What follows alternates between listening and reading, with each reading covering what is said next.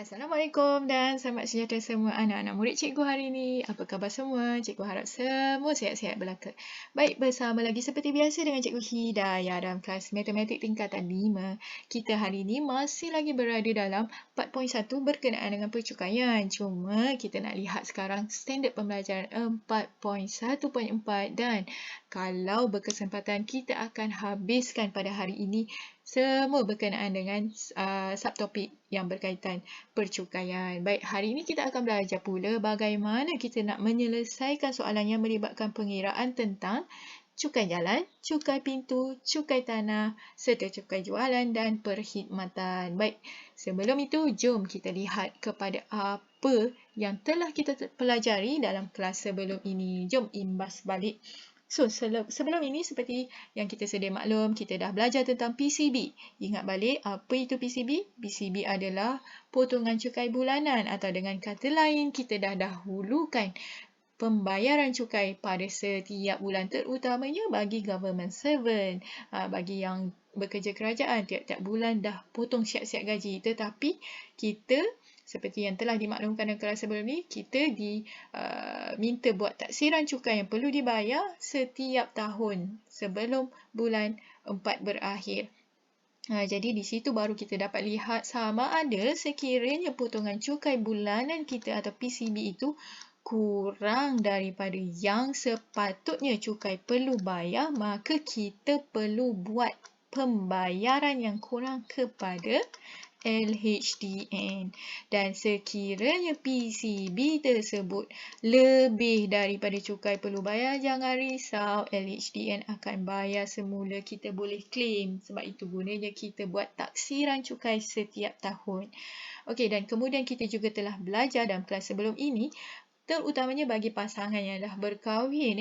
Jadi dia ada dua kaedah untuk memilih cara pentaksiran. Sama ada cukai bersama atau berasingan. Kedua-duanya ada pro and con. Jadi kita dah belajar dan kita dah lihat dah perbezaannya. Jadi contoh cukai berasingan ini dinasihatkan ataupun disyorkan bagi pasangan yang mempunyai komitmen yang tinggi, dinasihatkan buatlah cukai berasingan. Kerana apa? Setiap pelepasan cukai ada amount maksimum, ada had maksima yang boleh diklaim. Okay? Jadi buatlah berasingan. Itu semua kita dah belajar dalam kelas sebelum ini. Baik. Jadi hari ini kita nak belajar cara nak mengira. Yang pertama, cukai jalan. Kalau saya cakap cukai jalan, mungkin ada yang terpinga-pinga. Kalau saya sebut road tax, semua pun tahu. Jadi cukai jalan dengan kata lainnya adalah road tax. Baik, apa dia road tax atau cukai jalan? Jadi cukai jalan adalah cukai yang dikenakan kepada kenderaan dengan kapasiti enjin yang berbeza. Maksudnya, kalau semua orang ada kereta tetapi kereta yang berbeza model dan juga jenama, tapi enjinnya itu berbeza, maka nilai road tax-nya juga berbeza. Dia mengikut kepada jadual yang telah ditetapkan. Okey? Jadi, tertakluk kepada sebarang perubahan lah. Jadi ini yang saya tunjukkan adalah yang latest. Jadi yang pertama ini adalah merupakan motosikal. So kita nampak ada beberapa kategori bergantung kepada kapasiti enjin. Kapasiti enjin biasa kita sebut CC. Kan? Dan kita lihat kadar road tax-nya. Dan kereta pun sama, ada beberapa julat lah. Kita lihat kita berada pada baris yang pertama. Saya beri contoh saya ada motor dengan cc-nya 230 cc. Maksudnya, saya perlu rujuk pada baris yang kedua sebab dia berada pada julat 201 sehingga 250 cc. Jadi, kadar road tax yang saya perlu bayar adalah RM RM12. Mudah sahaja, tengok pada jadual kan. Okey, sekarang sila take note untuk kereta. Kereta 4 baris pertama kita hanya lihat sahaja kepada jadual sebab dia hanya melibatkan kadar asas. Tetapi sila perhatikan pada 2 baris terakhir. 2 baris terakhir bukan sahaja melibatkan kadar asas tetapi juga ada kadar progresif. Okey, kadar progresif tu maksudnya apa? Extra charge yang dikenakan kepada setiap sisi yang melebihi nilai yang ditetapkan. Contoh, saya ada kereta dengan sisinya 1750 cc. maka saya tahu bahawa saya perlu rujuk di baris kedua terakhir di sini sebab dia berada pada julat ini. Jadi ada kadar asas ataupun fix amount yang saya memang dah for sure kena bayar adalah RM200. Itu memang kena bayar. Tetapi perlu diingat, dia ada extra charge iaitu 40 sen setiap sisi melebihi 1,600. Maka saya perlu dapatkan berapa extra charge yang saya perlu bayar itu. Jadi, saya perlu dapat lebihan 1750 tolak dengan 1,600 dahulu. Okey, diharapkan dengan sisinya. Setiap sisi berapa kadarnya. Okey, so saya perlu dapatkan 200 tu fix. Saya kena bayar. Jadi, bila saya dah kira ini, saya akan dapati RM60. Maka, road tax sebenar yang saya perlu bayar adalah RM260. Sebab apa? Saya punya sisi kereta itu berada pada yang melibatkan kadar progresif. Baik, diharap di situ jelas. Okey, kita pergi kepada contoh. Ini contoh saya ambil dalam buku teks latihan Kendiri soalan nombor 6. Boleh simak di buku surat berapa latihan ini dalam buku teks anda. Okay, contoh Firdaus mempunyai sebuah motosikal dan sebuah kereta. Kaya Firdaus ni, dia ada motor, dia ada kereta dan telah dinyatakan kapasiti enjin. Hitung cukai jalan untuk kedua-dua jenis. Maksudnya kita diminta mengira lah motor berapa. Okay, motor ni agak simple sahaja. Kita just lihat saja dia berada pada baris yang mana, okay, pada julat yang mana sebab dia tidak melibatkan kadar progresif. Jadi, oleh kerana motor Firdaus ni 220cc, jadi kita akan melihat kepada julat baris ini. Jadi, berapa kadarnya? RM50. Jadi, dia punya road tax adalah RM50. Okey, kita bergerak kepada kereta. Berapa kapasiti enjin kereta Firdaus? 1860cc. Cek dekat jadual berada pada julat mana? So, dia berada pada julat baris kedua terakhir ini. Jadi, berapa fix amount yang for sure dia kena bayar adalah RM280. Tetapi perhatikan, dia melibatkan kadar progresif. Bermaksud ada extra charge, perlu ditambah, kira dulu berapa ekstranya. Jadi, kita darabkan dahulu untuk mendapatkan extra charge. So, kita ambil lebihan 1860, kita tolak dengan 1800. Okey, so ni adalah lebihan sisinya. Darab dengan berapa setiap sisi? 0.5. Okey, so RM280 tambah, okay, 1860 tolak 1800 darab 0.5, so kita akan dapat RM30. Jadi, kesimpulannya, 280 tambah RM30, kita akan dapati nilai cukai road tax yang perlu dibayar, cukai jalan adalah RM310. Baik, itulah dia penyelesaiannya. Diharap semua jelas. Okey, kita pergi kepada pengiraan cukai seterusnya, iaitu cukai pintu.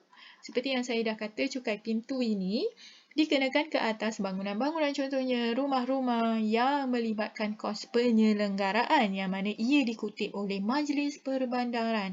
Jadi, untuk apa? Untuk menyelenggara kita punya rumah kediaman, bangunan-bangunan. Contohnya, kalau paling senang anda nak faham, kalau ada lori majlis angkut sampah tiap-tiap pagi, mesti akan ada pembayaran cukai sebab kita nak selenggara perlu ada kos. Okay? Jadi, apa maksud kadar cukai pintu? Adalah cukai yang dikenakan ke atas. Kita dah tengoklah sebelum ni. Hartanah, yang contoh bangunan, rumah dan sebagainya. Jadi, ada rumusnya di mana jumlah cukai pintu adalah mengikut kadar yang ditetapkan. Ini tetap, dia akan beri berapa kadarnya. Darab dengan nilai tahunan. Baik, nilai tahunan sila rujuk kepada not tambahan di sini. Nilai tahunan itu adalah anggaran sewa bulanan. Contohnya, kita ada rumah, kita anggarkan kalau kita nak sewakan rumah tersebut berapa nilai sewaan kita. Contoh kalau sebulan nilai sewaan rumah kita berharga lebih kurang RM300. So untuk nilai tahunan kita darabkan dengan 12. So itulah dia dimaksudkan dengan nilai tahunan. So kita bergantung kepada rumus ini. Okey, kita tengok contoh soalan. Okey, Contoh soalan nombor 7. Puan Kim memiliki sebuah pangsapuri. Kita tahu pangsapuri mesti ada penyelenggaraan kan. Okey, yang dikenakan kadarnya 5%. Ini dia dah tetapkan bahawa sewa rumah dianggarkan 1,500 sebulan. Jadi sebulan 1,500, hitung jumlah cukai pintu. Baik, cukai pintu kita tahu rumusnya adalah kadar iaitu 5%. Darabkan dengan nilai tahunan, tetapi nilai sewaan ini diberi dalam sebulan. Jadi kita perlu darabkan dengan 12 dahulu. So 1,500 darab 12, okey. Kita dapat 18,000 darab dengan 5%. So kita akan dapat RM900. Inilah dia jumlah cukai pintu yang perlu dibayar oleh Puan Kim. Okey. So kita hanya menggunakan rumus yang diberi sahaja. Tapi perlu take note nilai yang diberi itu adalah untuk sebulan. Okey. Seterusnya kita tengok cukai tanah. Okey, seperti yang kita dah belajar sebelum ni, cukai tanah itu adalah cukai yang melibatkan tanah persendirian ke apa-apa sahaja yang melibatkan tanah. Perlu diingat, semua rumah perlu membayar cukai tanah. Logiknya apa? Semua bangunan mestilah dibina di atas tanah. Okey, tetapi tidak semua rumah perlu membayar cukai pintu. Saya harap semua faham maksud saya. Contohnya dekat kampung-kampung tidak melibatkan cukai pintu sebab tiada kos penyelenggaraan, tetapi wajib membayar cukai tanah. Okey.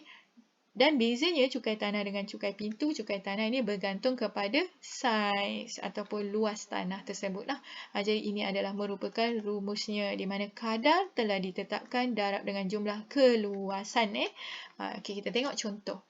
Baik, contoh Encik Abdul Wahab memiliki sebuah bidang tanah yang keluasannya nampak diberi dalam bentuk luas. Kadang-kadang soalan tidak diberi direct luas, diberi ukuran panjang dan lebar. Jadi kita perlu dapatkan luas dahululah.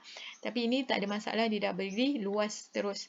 Diberi bahawa kadar cukai, nampak kadar telah diberi. Maka cukai tanah guna sahaja rumuslah. Jadi cukai tanah 0.15 darab dengan luas. So kita akan dapati ni direct saja.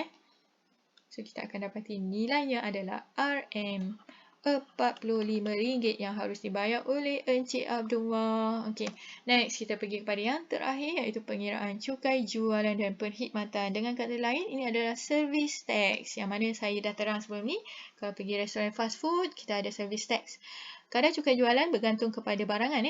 Sama ada 5% atau 10% bergantung kepada jenis barang yang dijual. Dan cukai perkhidmatan for sure 6%. Contoh, kalau kita pergi fast food, kita tengok receipt, ditulis tu service tax 6%. Tapi untuk kad kredit dia berbeza. Cukai perkhidmatan bukan 6% tetapi dah fix RM25 setahun. Okey, kita tengok contoh. Okey, sekarang Yisun makan malam di sebuah restoran. Okey, contoh paling selalu melibatkan service tax adalah seperti hotel, seperti restoran, mesti ada service tax. Dia telah makan sepinggan nasi goreng 1, 2 ketul ayam goreng 2 dan secawan kopi 1. Ini adalah merupakan harga. Diberi bahawa restoran itu mengenakan cukai perkhidmatan 6%. Maksudnya cukai perkhidmatan service tax dikenakan kepada keseluruhan harga. Hitung bil. Bil dia nak tahu bil bermaksud kita perlu tahu total ditambahkan dengan service tax. Jadi kita kira dulu berapa bil sebenar tanpa service tax. Jadi Yisun ni makan 1 nasi goreng. So RM6. Okey, tambah ayam goreng 2 ketul. Seketul RM5. Tambah 1 cawan kopi. Jadi kita dapatkan semua sekali RM20. Ini tanpa service tax. Dan kita perlu kira service tax. Service tax 6% daripada keseluruhan. Okey, ini cukai perkhidmatan. Okey, so kita gunakan rumus di mana 6% darab keseluruhan bil RM20. So kita akan dapat RM1.20. Inilah dia service tax. Tetapi oleh kerana soalan minta kita hitung bil, maka jumlahnya adalah RM20. RM20 tambah RM RM1.20. Maka jumlah bisul sebenar adalah RM21.20. Baik, itulah dia jawapan kepada penyelesaian soalan 9. Okey, diharap semua jelas dengan penyelesaian tadi. Okey, beralih kepada bab yang subtopik yang terakhir. Bila kita dah pergi kepada penyelesaian masalah, itu petanda kita berada di penghujung. Baik, kita nak gunakan semua konsep yang kita dah pelajari sebelum ini untuk cuba menyelesaikan. Okey, kita tengok contoh 11. Okey, Sabrina mempunyai pendapatan bercukai. Ini ada pendapatan bercukai. Maksudnya ini adalah jumlah amount yang telah diambil kira dengan pelepasan dan juga pengecualian cukai. Dia telah membayar zakat RM230. Berapakah jumlah ribat? Ribat dia ada dua kategori. Sama ada, lihat kepada jumlah pendapatan bercukai kalau kurang daripada RM35,000 dan sama, maka kita akan dapat ribat RM400 ataupun dengan kata lain diskaun RM400. Ataupun satu lagi adalah zakat. Zakat ni bergantung kepada berapa banyak anda bayarlah. Okey, kita tengok Sabrina. Tengok dia punya pendapatan bercukai RM30,633. So, kurang. Maksudnya Sabrina dapat ribat RM400. Adakah dia bayar zakat? Ya, dia bayar zakat. Berapa banyak? RM230. So, total kan bermaksud Sabrina telah mendapat ribat sebanyak RM630. Jadi, itulah dia jawapan bagi soalan A. Baik, soalan B, dia minta kita mengira cukai pendapatan yang perlu dibayar. Ingat, sebelum ini saya nasihatkan buat jadual kan? Jadi, untuk mendapatkan cukai pendapatan perlu dibayar, kita bermula dengan pendapatan tahunan dengan mengambil kira pengecualian dan pelepasan. Tetapi untuk situasi ini, dia dah terus beri anda pendapatan bercukai. Bermaksud, baris yang ini kita boleh skip. Kita terus sahaja melangkah kepada pendapatan bercukai. Okay, saya tukar warna pen ini dahulu. Okey. Pendapatan bercukai di sini adalah RM30,633. Terus kepada skip baris seterusnya. Sebab baris pertama tu dia dah tolong kira untuk kita. Dia terus bagi pendapatan bercukai. Baik, untuk mengira cukai perlu bayar, kita perlu tahu cukai pendapatan. Cukai pendapatan, ingat rujuk kepada jadual ini. Saya dah keluarkan RM30,633 ini berada pada julat ini. Jadi, oleh kerana dia melebihi RM20,000, for sure dia kena bayar RM150. So, dia ada dua kategori lah. Okay. So, kategori yang pertama adalah for sure fixed amount RM150. Yang kedua, kita lihat ada kadar iaitu 3%. Darabkan dengan berapa lebihan daripada RM20,000. So, 30,633 tolak dengan RM20,000. Okey, so kita akan dapati di sini, kira dulu 30,633, kira lebihan. Okey, darab dengan 3%. So, kita akan dapat di sini RM318.99. Bermaksud cukai pendapatan totalkan. So, kita akan dapati di sini adalah 46899. Baik, seterusnya ribat. Okey, ribat ini berapa tadi dia dapat? 630 kan? Kita dah kira. Maka cukai perlu dibayar, apa perlu kita buat adalah, okey, kita tolakkan. Okey, cukai pendapatan 468.99 tolak dengan ribat sebab ribat tu diskaun. Jadi kita tolak dengan RM630 dan kita dapati nilainya adalah negatif. Jangan risau, negatif itu bermaksud cukai pendapatannya itu adalah kurang daripada ribat. Maksudnya ribat tu melebihi. Sebab itu kita nampak nilai negatif kan. Tetapi perlu diingat di sini, nilai negatif itu bukan bermaksud kita perlu LHDN perlu membayar anda. Itu bermaksud tiada cukai yang harus dibayar oleh Sabrina, kosong. Negatif itu kita anggap kosong. Okey, bukan bermaksud Sabrina dapat extra tu bukan kosong lah, tidak dibayar lah. Dia tak perlu membayar apa-apa cukai. Okay, diharap jelaslah di situ. Itu yang kita dah belajar sebelum ni. Kita cuba nak imbas kembali. Okay, next. Kita pergi contoh seterusnya. Baik, contoh seterusnya adalah penggunaan blok elektrik. Okey, ini kebiasaannya kita akan nampak, kita nampak mak ayah kita bayar bil elektrik kan. Jadi, kita nampak di sini blok tarif ini adalah sebenarnya total penggunaannya. Dalam 200 pertama berapa, 100, 300, 300, total tu jumlah penggunaannya. Jadi, setiap blok tu dia ada julat kadar yang berbeza. Semakin banyak anda guna, semakin banyaklah baris ini. Jadi jimat-jimat penggunaan elektrik. Kesian mak ayah kena tanggung. Okey, kita pergi kepada A.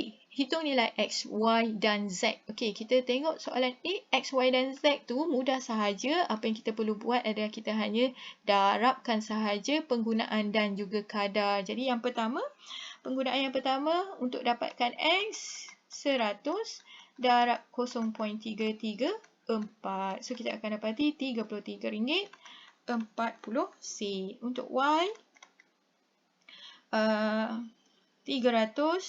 darab 0.516. So, jawapannya adalah RM154.80. Dan begitu juga Z, 50 darab 0.546. Jadi, jawapannya adalah RM27.30. Siap untuk soalan A. Pergi pada soalan B. Hitung jumlah bayaran yang tidak dikenakan charge cukai perkhidmatan. Cukai perkhidmatan dia dah ada sebut sini sekiranya dia melebihi 600. Jadi kita tahu penggunaan tu adalah total amount. Jadi kita totalkan dulu 200 tambah 100, 300 tambah 300, 600. Maksudnya 3 baris pertama ini tidak akan dikenakan charge. Jadi service tax itu dikenakan ke atas dia punya amount nilai harganya. Maka apa yang kita perlu buat adalah dia kata jumlah bayaran. Maka kita hanya tambahkan untuk yang pertama RM43.60 tambah X tadi RM33.40 tambah RM154.80. Stop sampai Y sahaja sebab hanya 3 baris pertama sahaja iaitu 600 blok penggunaan tidak dikenakan charge. Maka kita tambahkan semua, kita akan dapati nilai dia adalah RM231.80. Dan beralih kepada soalan C, hitung cukai perkhidmatan. Seperti yang kita sedia maklum, cukai perkhidmatan adalah dikenakan yang melebihi 600. Jadi for sure yang lebih 600, yang terakhir ini tadilah. Okey, sebab dia dah masuk kepada 650. Dekat sini ni dengan kata lainnya, penggunaannya adalah 650. Dekat sini baru dikenakan charge.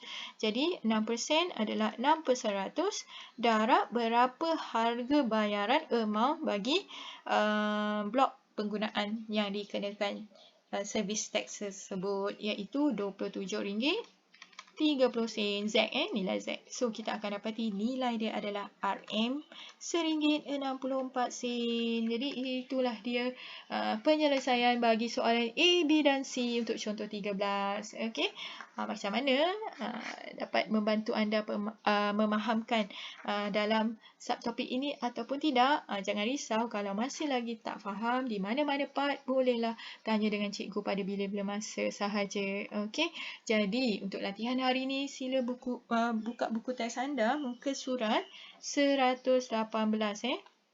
Muka surat 118. Tengok latihan kendiri 4.1D.